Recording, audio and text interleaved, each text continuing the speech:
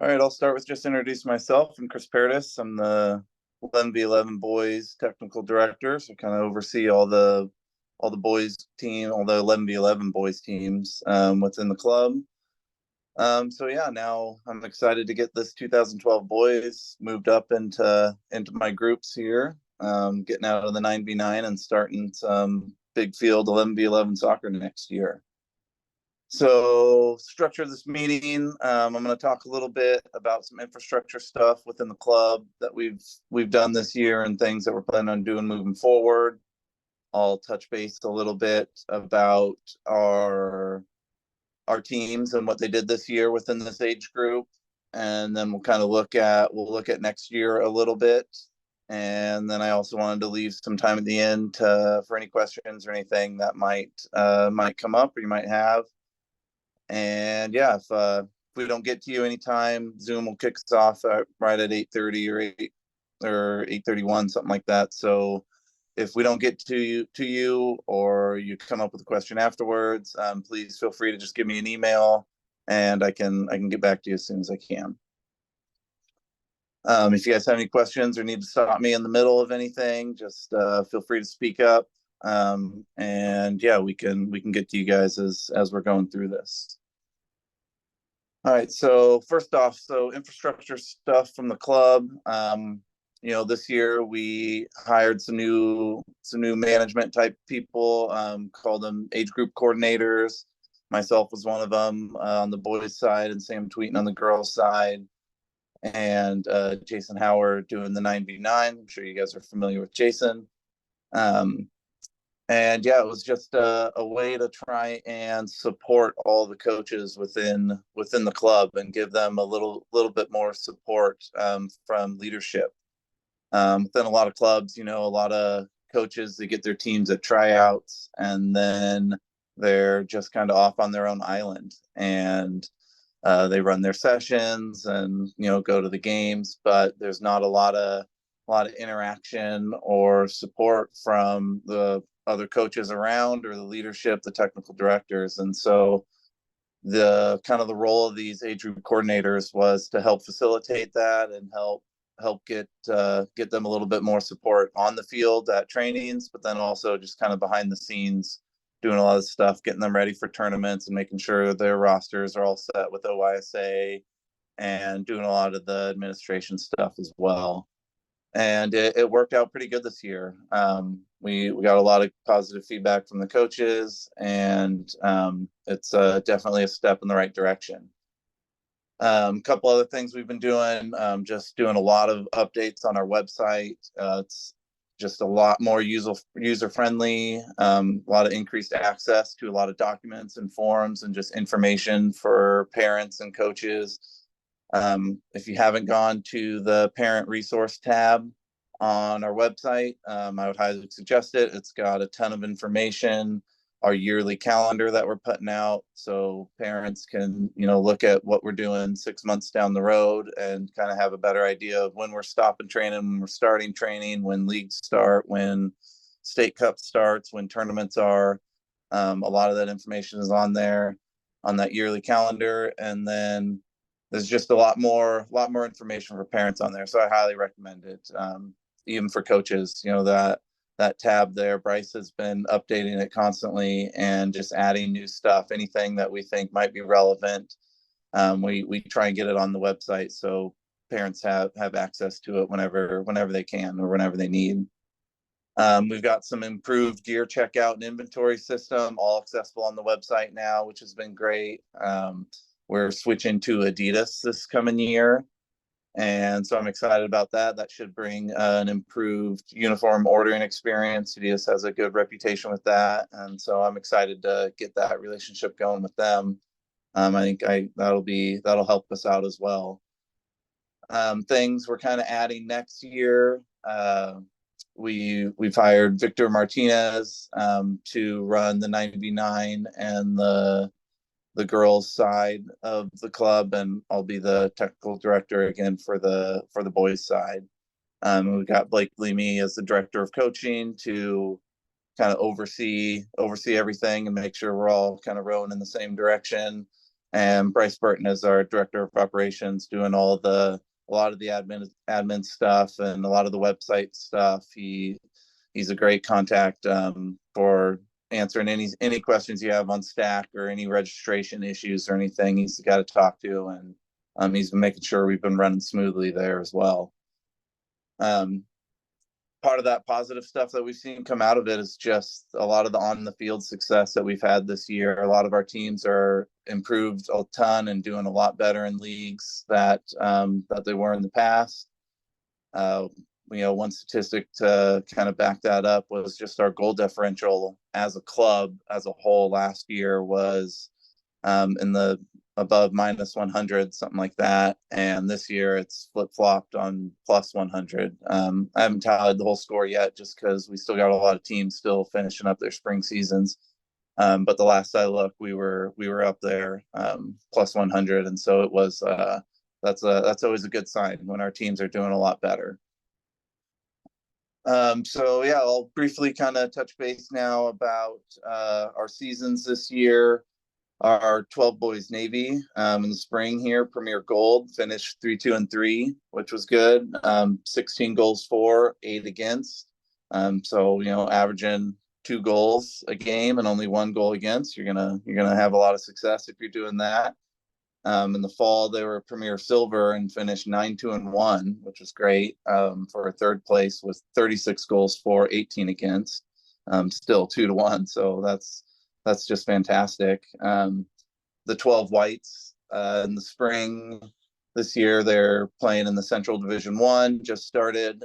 They're 2-2 right now, 8 goals for, 8 goals against, so a pretty good start. Central Division 1, they were in the fall, they were 6-3-1 with 23 goals for and 18 against, so they're kind of well on their way to having another good season in that top Central Division. And then the Burgundies in the fall played in the Central Division 2 and went 5-4-1 with 35 goals for and 33 against. And we moved them up into the spring Central Division 1 this spring, and with a good start, they're 2-3 with 16 goals for and 27 against. It's not the best goal differential, but for moving up a division and already have 2 wins just out of the first 5 games is something. And so we've been really, really happy with this group and just this age group as a whole. With the Navy team playing in Premier Gold in the top division and playing against some of the top competition around the state. That's always a positive thing, especially starting out this young at U12. And so we kind of see a lot of good things this year or this coming year with this group and starting out playing the big 11v11 field. And I think we'll be right there. So moving, kind of going on to next year, we kind of see forming 2 teams at the least with this group. We're moving from 9v9 to 11v11, so the rosters get a little bit bigger, and we probably won't have enough for 3 teams of just all 2012s, but we definitely have enough for 2, and we'll get, if whatever leftover we have or whatever we have left, we can combine with either the 2013s if we need to move anybody up to kind of fill out a roster, or combine with the 2011s to kind of fill out that roster, because they're kind of in the same place where they have about 2.5 teams. So it might be the case where we make a 2011 and 12 Navy teams, 2011 and 12 white teams, and then maybe a combined 2011 2012 Burgundy team of just combined, just so we'll probably have 5. But you never know, we may get more at tryouts. We usually every year get more, but people leave as well, and so we won't really know exactly what we're doing until we have the final count at tryouts. But we're confident that we can handle whatever comes our way, and just from the numbers we're looking at now, It looks like we'll have a solid 5 teams. And if we get lucky, or if we get a few more coming at tryouts, we may be able to pull off, 3 teams in this age group, or like I said, that one combined team with the 2012 or the 13s, or maybe the 11s as well. So that just may be where we're headed there, coming in tryouts here in May. The coaching slate for next year, we haven't announced yet, because we wanted to get through all these age group meetings and get feedback from parents and make sure that we're getting as much data as we can, and we weren't getting surprised by anything last minute. And so that's another reason, if you guys do have anything you want to share about this year, or your coach, please feel free to email me, and we'll take that into account. But then after all these meetings, we'll get to sit down and talk with all the coaches and share the input, and kind of solidify the coaching slate for next year, and we'll get that announced here shortly before tryouts. So kind of talked about where we see these teams. The Navy team, I think next year will definitely be in Premier Gold again. Especially with how good the white team does. We're going to kind of be combining those teams, and the white team will probably be could be in a Central Division I again, or just depending on how well that shakes out with the numbers. Most likely Central Division I, but there's always a possibility if they do a Premier like bronze, that could be an option as well. Premier Silver is an option that might be a little bit of a stretch, but if they do open it up because they have a lot of teams in bronze, I could see that being an option for the white team as well. And then if we do have a burgundy team, definitely in the Central Division will be a great fit. Tournaments, we're kind of changed up our summer a little bit. We have we'll start training right after tryouts, with both youngers, pre-high school and high school teams. The high schoolers will go till the end of June and go to a tournament, and most likely Clash of the Border or a travel tournament for the Navy teams that are wishing that. And we'll give the pre-high school players their kind of month summer break off, and then we'll start back up again in July and go to Mount Hood Challenge, which is, I think, the first weekend in August, I want to say, this year.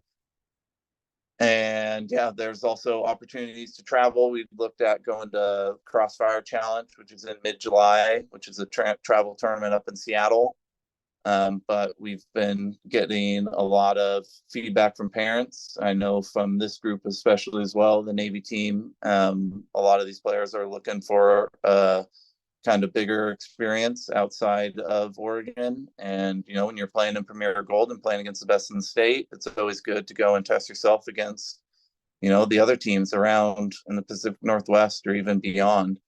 And so going to Crossfire in July up in Seattle could be an option as well. That's something that we'll just have to explore once we form the teams after tryouts, and seeing, does this Navy team want to travel a little bit farther? The travel tournaments are a little bit more expensive. Usually the Seattle trips cost around $550. The local tournaments are usually $100 to $150. We were also looking at taking some of our high school teams, and possibly opening up to some of the younger ones, the Mayor's Cup in Las Vegas this year. That'll be next February. But those flying tournaments, whenever we had plane tickets and things, that ups the cost as well. And those are usually $800 or so, plus. But that's always an option as well. One thing we're trying to do this year, or this coming year, is provide these bigger travel experiences for the teams that are looking for that. In the past, kind of the trend over the past 10 years was a a lack of engagement in the summer tournaments from a lot of our members. But just in these last few years, we've noticed a kind of resurgence in enthusiasm to go to tournaments, and we want to try and support that as much as we can. I know as a player, when I was growing up, that was kind of the funnest part of club soccer to me, was going to these tournaments and staying in hotel rooms with friends and just kind of getting to do that experience. I remember going to Colorado and Southern California and just kind of all over the place. And so if a team is really looking to do that, we really want to try and support that. So that's about all I got for next year. We've got about 14 minutes left here, so I kind of wanted to leave that second half for any parent feedback or any questions that you guys might have. So if you have anything, feel free to speak up.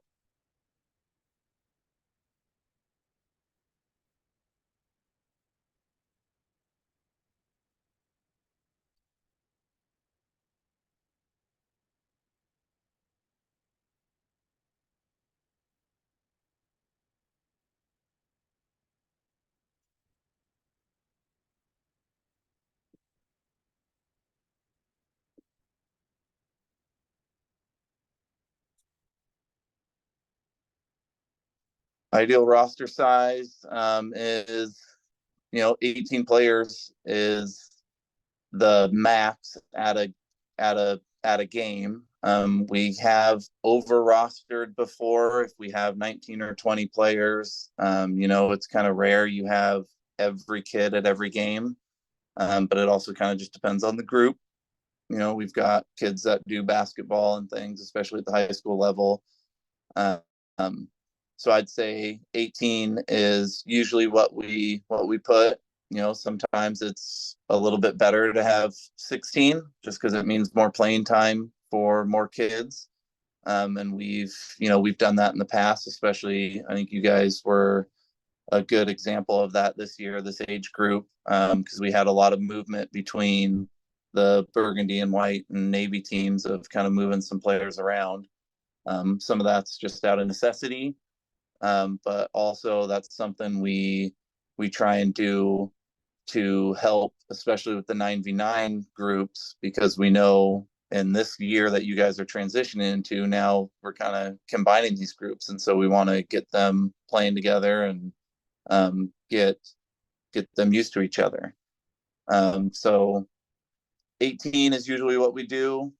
16 might be ideal, but we also don't want to leave anybody out if they're there.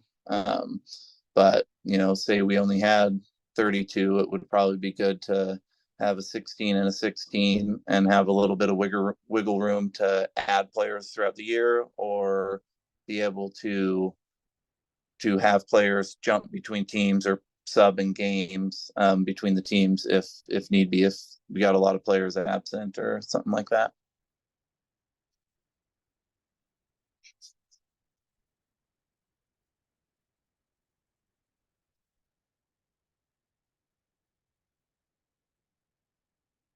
There a hand up? Someone looks like. Yeah. Hey, Chris.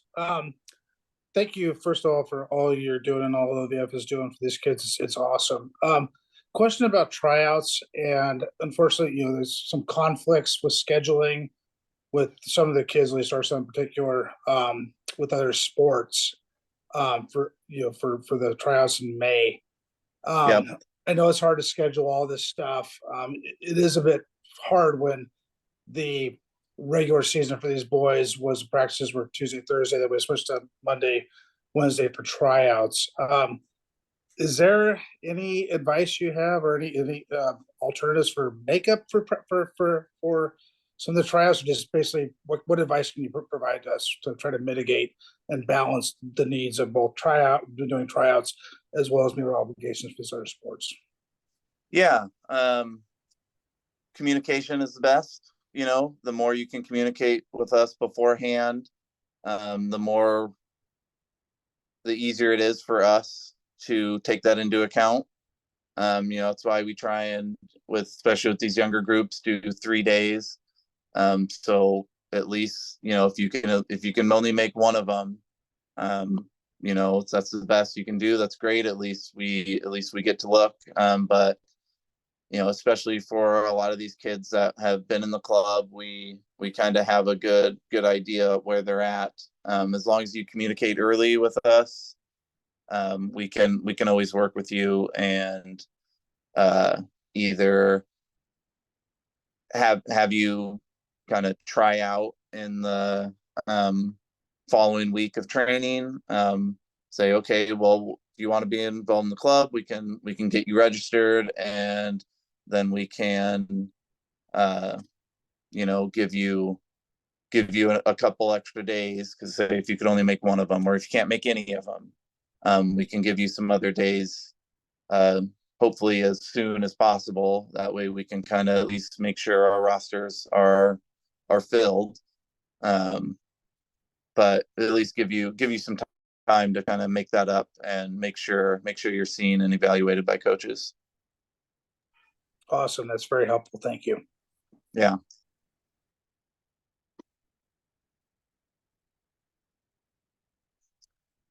So playing time kind of depends on the teams. Usually white teams, they will be more equalish than the Navy teams. Especially as we get older now. We're still, we're kind of just going into U13 with this group, and so it's their first year playing, 11v11, and so there's going to be plenty of playing opportunities, but with Navy teams, it's especially in times like this for state cup, it's not going to be equal, where this is the time of year where we're trying to kind of win games and measure ourselves against the rest of the state. And so we're trying to do the best we can there. During league, we're a little less focused on that. It's more about development and team development.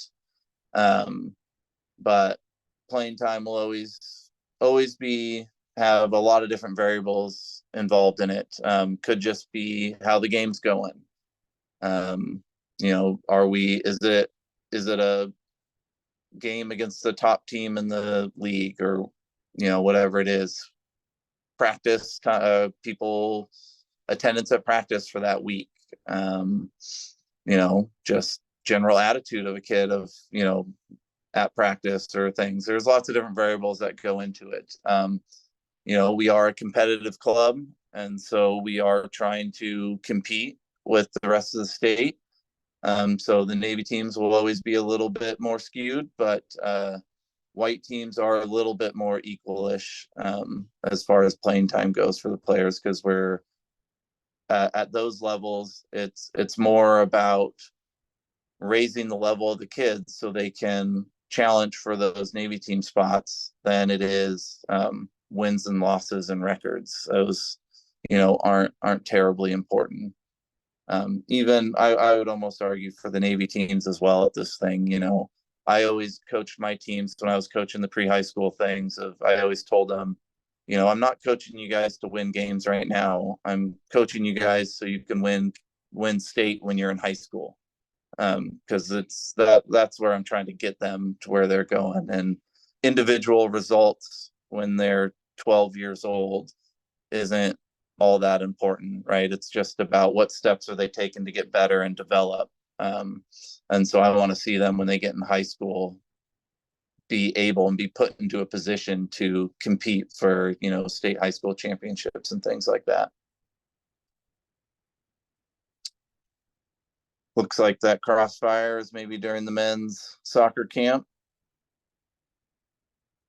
So if that is the case, like I said, we're open to teams that want to do more and better things. We can help try and accommodate that. So say we put out this crossfire and you guys are like, no, as a group, we've got 8 boys that are going to this other camp, but you guys find a tournament that's similar time, or just one that you feel like, hey, this group can go to. We've gotten 90% of our kids can make it to this tournament.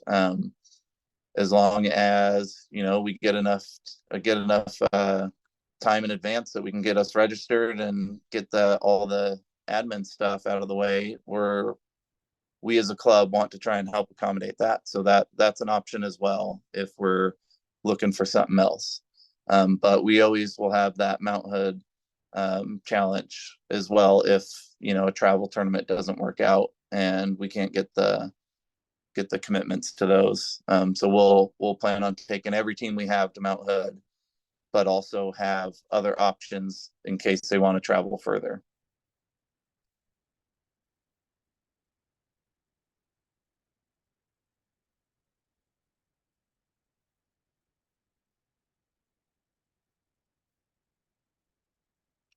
Yeah, so we've got about 5 minutes left. If anybody has anything else, if you don't feel comfortable speaking in the public setting, once again, just please feel free to give me an email, and I can try and answer that as best I can.